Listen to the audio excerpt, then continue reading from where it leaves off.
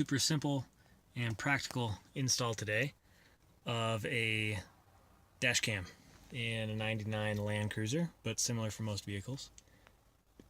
About $100 on Amazon, records in loops, and can take at least a 32 gig memory card, I think even a 64.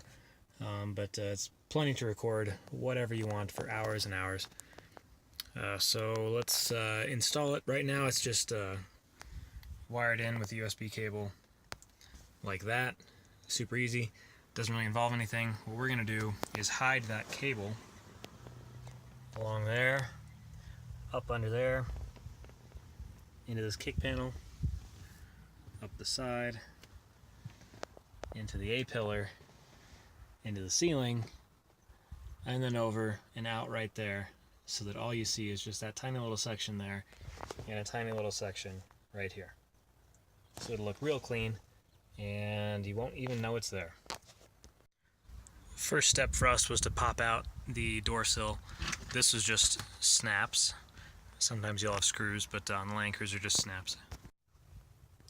Now I want to get this panel off. Looks like I need to get this panel out to do that. And to get that out, I need to get the glove box out. So that's what I'm working on now. Okay, I'm having a quick change of heart here. I'm debating how hidden I really need this. If I want to put this cable behind this, I'm going to need to cut into this plastic, and I don't want to do that. So I can have this much cable exposed, which is not ideal, but it's not bad.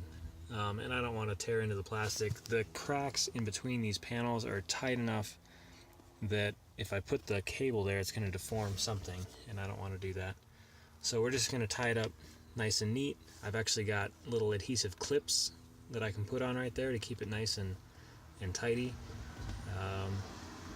But yeah, that's the route I'm going to go, because I don't want to ruin any plastics. I want this all to be reversible. So I'll just tie it up and keep it out of the way, and that will be the extent of the exposed wire.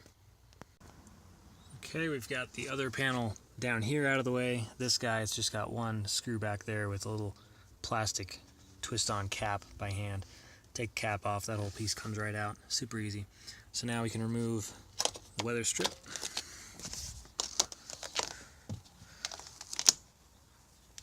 And we can go the whole way. So that guy's out of the way, and now we're going to want to pull out this panel so that we can get the cable routed up into the ceiling. And then for the ceiling, we're going to take off the visor and take out this, and that'll allow us to pull this whole thing down. And maybe we can even just get away with just doing the visor. We'll see. To get a lot of these small trim pieces out, I'm using plastic trim removal tools, which I think I got on Amazon. Super cheap, incredibly valuable if you're doing this stuff. It'll keep you from damaging all these little plastic clips, so that when they go back in, they look the same as they did when they came out, which is pretty important if you're going to be digging around in here. You really don't want your car to be permanently affected by trying to hide a cable or a cord or something. So yeah, taking these things out.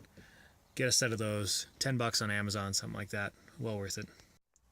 Alright, that was easy. 3 snaps. 1, 2, and no snap there actually, that's just a guide. So 2 snaps, wow. That is surprising, but that's all that holds it on. Alright, so got this guy out, just single screw there. This guy over here, take the cover off, and again you're going to want to use one of the pry tools like that to get that cover off. 2 screws there, 2 screws there, and then this entire panel is going to come down. That's really what holds the headliner up in the front. Alright, so visor out as it focuses, there you go. Visor out, there's a little connector there, just be aware of that, don't yank on it too hard.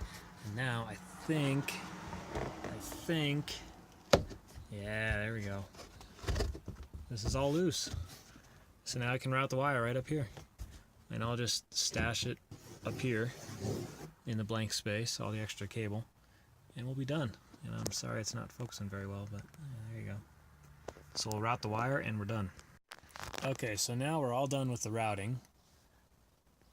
And I got the flash on. Hopefully that makes it a little easier to see. The lighting's kind of funny. But essentially the cable goes up here, and then it's just kind of floating around back here. Behind this area of this panel, the roof actually goes up. So the roof is about here, and then right about here there's a shelf, and it goes up. And there's a bunch of sunroof components and other wiring up there. So that's kind of where the wiring is tucked. But the mirror will go back on right there. And there, cable's over here. Got a zip tie right there, holding it all together. It's wrapped around this tube, just kind of out of the way. That's all you need. Gonna put it all back together and we're done. Okay, we are all done and buttoned back up. So you can see cable routing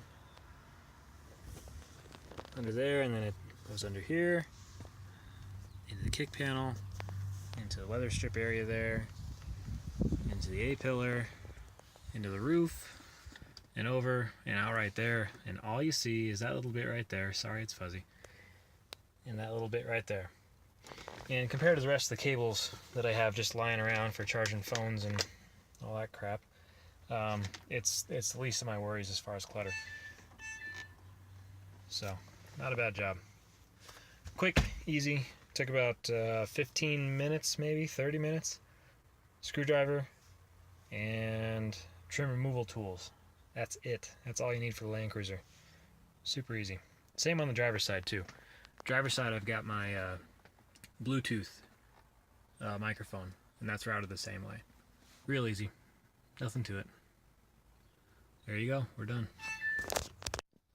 Some quick words about the camera. It's a Z Edge 1080. Real nice camera. I've had a few cheap cameras. This has been by far the best. $100 on Amazon. I don't think it's got any competition until you spend $200. It's got a battery, so it will record after the power is removed from the car.